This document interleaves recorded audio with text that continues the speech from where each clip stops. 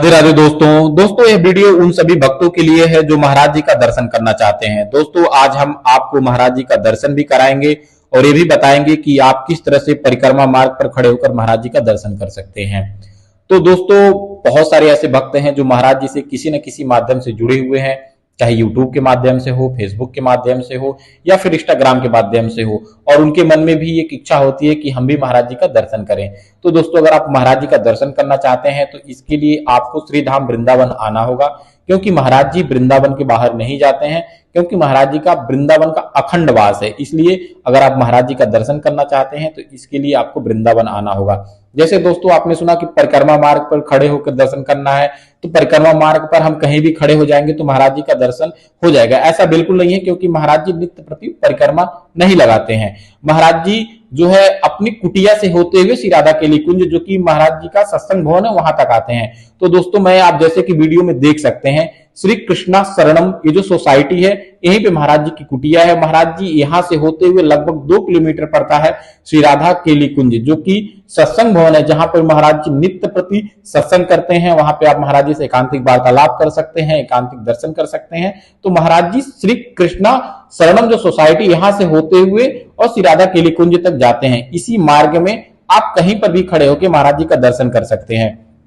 दोस्तों ये जो श्री कृष्णा शरणम सोसाइटी है, ये मार्ग जो कि प्रेम मंदिर के पीछे से होते हुए जाता है। महाराज जी प्रेम मंदिर होते हुए नहीं जाते हैं, प्रेम मंदिर के पीछे एक गली है, उस गली से होते हुए श्री राधा केली कुंज की तरफ जाते हैं। तो अगर आप महाराज जी का दर्शन करना चाहते हैं तो आपको इन्हीं मार्गों में से कहीं पर भी आपको जाके खड़ा हो जाना होगा। लेकिन दोस्तों आपको कुछ चीजों का विशेष ध्यान रखना होगा, जैसा कि आपको समय से पहुंचना होगा, क्योंकि दोस्तों पहले आज के 6-7 महीना या 1 साल पहले इतना ज्यादा भीड़ नहीं होती थी, तो आप लगभग 2 से 2.5 के बीच में पहुंच जाते थे, तो महाराज जी का बहुत ही आराम से दर्शन हो जाता था और बहुत अच्छा दर्शन होता था। लेकिन अब भीड़ इतना ज्यादा बढ़ गई है कि आपको 2 बजे पहुंचने पे हो सकता दर्शन हो या ना हो, क्योंकि भीड़ बहुत ज्यादा होती है। तो आप 2 बजे से पहले पहुंचने की कोशिश करिएगा।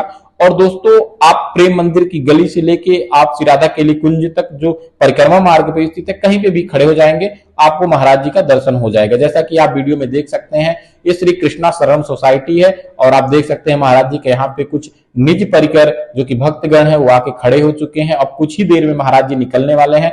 आपको महाराज जी का बहुत ही अच्छा दर्शन भी होगा। दोस्तों अपना भी सौभाग्य रहा कि महाराज जी का दर्शन होगा।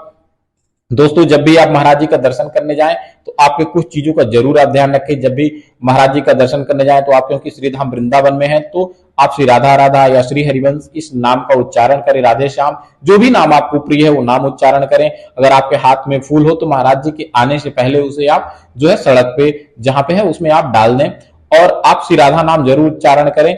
दोस्तों आपको महाराज जी के दर्शन होने के बाद जब आप पीछे हो जाते हैं तो पीछे से दौड़े ना, भीड़ के आगे ना जाए, क्योंकि बहुत सारे ऐसे लोग हैं जिनको असुविधा हो जाएगी कुछ, क्योंकि बहुत सारे छोटे छोटे बच्चे आते हैं, माताएं हैं, वृद्ध हैं, तो धक्का लगने से गिर जाएंगे। तो जितना आपका पुण्य नहीं होगा उससे ज्यादा आपका वहां पे पाप हो जाएगा। तो आप इन चीजों से जरूर बचें और पीछे पीछे ना दौड़ें। अगर आपको महाराज जी का दर्शन हो गया है तो इसका सिर्फ दर्शन का, महाराज जी का वो चित्त आप देख के खुद ही आनंदित हो जाएंगे और उसे अपने नेत्रों में बसा लें और महाराज जी का बस दर्शन करके आनंदित हों। जब भी फिर भी आपको आगे और दर्शन करना हो तो आप आ सकते हैं। दोस्तों अगर आप चाहते हैं कि किस तरह से महाराज जी का एकांतिक वार्तालाप आप करें, महाराज जी का सत्संग किस तरह से आप सुन सकते हैं, तो इसके लिए आप चैनल को लाइक शेयर सब्सक्राइब करें, क्योंकि आगे आने वाली जो वीडियो होगी मैं आपको बता दूंगा कि आप महाराज जी से किस तरह से सत्संग सुन सकते हैं, किस तरह से आप महाराज जी से एकांतिक वार्तालाप कर सकते हैं। महाराज जी का एकांत